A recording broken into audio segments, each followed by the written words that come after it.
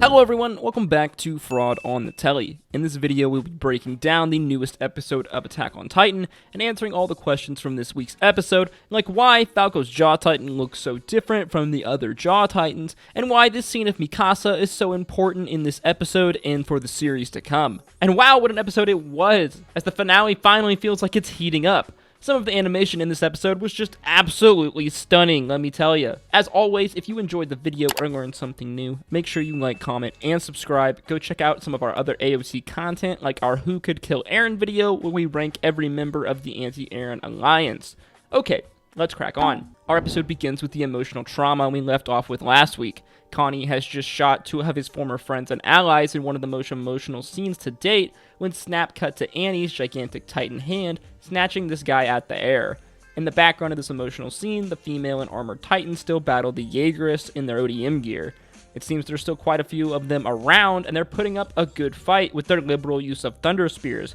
Meanwhile, Magath and Hanji are informed of a horrible problem for this would-be alliance. The Azumibito mechanics usually need somewhere from a day to half a day to ready the flying boat for takeoff. The problem is, time is not a luxury that they have. As Yeagerist reinforcements are due to arrive, Reiner and Annie can only last so long in their Titan forms, and oh yeah, Eren is raging on with his army of Titans. Hanji theorizes in half a day, the Titans will raise something like 600 kilometers past the coast, and for them to flatten the entire mainland continent would take roughly 4 days. Meaning it's almost impossible for them to stop Eren, let alone his army, before they can reach Liberio, where the Eldian internment camp resides, and many of the family members of these people, including Annie's father, reside. This information really presents just how much of an uphill battle this alliance is against, as they barely have the time to stop Eren, let alone the capabilities. Luckily, Kiyomi comes up with an alternate plan. She explains in the South Marley coast there is a city of Odiha. The Hizuru own a hangar there in which the flying boat can be serviced quickly.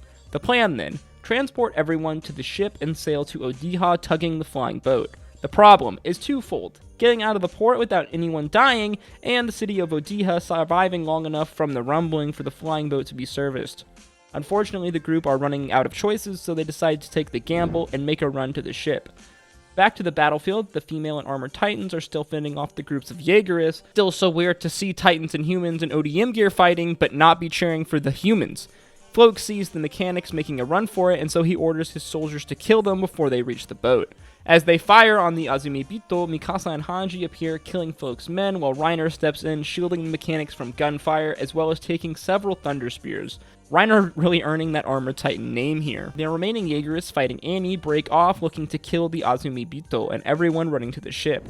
Annie barely manages to get there in time, taking the thunder spear directly. However, the female Titan's lack of defense as compared to the armor's show here, as this force is enough to blow her arm completely off.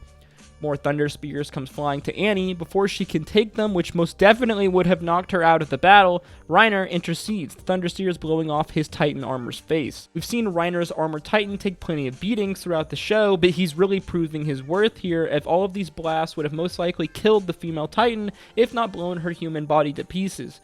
Falco, realizing what the Alliance has planning, rallies his soldiers, telling them, "We gotta sink the ship at all costs. If Eren dies, Paradis will drown in a sea of blood." And while it pains me to say it, he's not wrong. If somehow Eren were to be stopped right now, without destroying the entire world, it's almost certain the remaining people would demand the blood of Paradis. Obviously, this hatred would be justified to a degree, as currently Eren is in the process of destroying the entire world. But still, part of me does feel sorry for the Yeagerists in a way, as it seems they're almost too deep to back out now.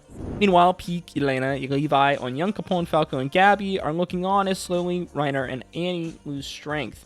Falco feels like he should be helping them, but Pieck warns that that's a bad idea, as Titan Shifter's first transformation rarely go well, as we've seen with Eren's in the past. Falco, being the stubborn boy he is, and obviously guilty for the death of Galliard, charges into battle, while Pieck transports the remaining people to the ship. Connie as well gives Armin to Magath. Armin is recovering from the bullet wounds from last episode and still needs time to heal. Flash to a mountainside behind the port town. A train full of Yeagerist reinforcements is bearing down on the fort when suddenly a thunder spear hits from an unknown source, killing all of them. It seems the Alliance has an unknown ally, but more on that later. Falco is desperately stabbing himself with a nail in an alley trying to transform. He's unable to, most likely because his shifter must be thinking of a defined goal when suffering an injury in order to transform, and he just most likely hasn't been taught this yet. He is interrupted by Jean, but before they can really speak, both look over as both the female and armor titans have suffered severe injuries, with the female's head and arms being blown off, while the armored isn't in much better shape. While the Yeagerists have a large number of forces with well-equipped weaponry and the Thunder Spears, I'm pretty sure they'd have no match against the female and armor titans in a fair fight, as obviously they are forced to defend innocent bystanders. As the Yeagerists are about to finish off these titans, AOT hits us with a little misdirection, as Connie of all people comes flying in, slicing his way through the Yeagerists left and right. Okay, Connie, I see you. He's probably mad I left him off the list when I did my ranking of the anti-Eren Alliance members, because that was probably the most badass thing I've seen Connie do in this entire show. Mikasa follows up, killing several other Yeagerists. As one still lives, about to shoot her, Jean comes in to save the day. Mikasa then tells herself, hesitate and we will never stop the rumbling. This is a real turning point for Mikasa's character, as up until now, it seems as though she wasn't too keen on the prospect of killing Eren, or even potentially hurting her former allies. Yeah, that's gone. These scenes are probably the most brutal we've seen of Mikasa, as she slaughters her former allies with no remorse. Seeing now, these are the sacrifices that must be made in order to achieve the greater good. The Yeagerists seem to be finally overwhelming the Alliance, as Reiner and Annie have out of commission. Peak is on the run, and Mikasa is a one-woman killing machine but can't save everyone. Suddenly, the bright yellow light of a Titan transformation rings through. Falco has finally transformed, and wow does the Jaw Titan look freaking awesome! Unlike Galliard's Jaw Titan, Falco's appear more bird-like, having long talons for hands as well as a beak-like face. In addition, his body, similar to the Beast Titan, is covered in hair. The Beast Titan is exactly why Falco looks like this. Remember, Falco drank the wine containing Zeke's spinal fluid, meaning he contained some of his DNA. Obviously, this seemed to have passed on to him in the form of some animal characteristics. Falco, meanwhile, is going on a rampage, smashing everything in sight. This being his first transformation, Falco is basically a wild card on the battlefield.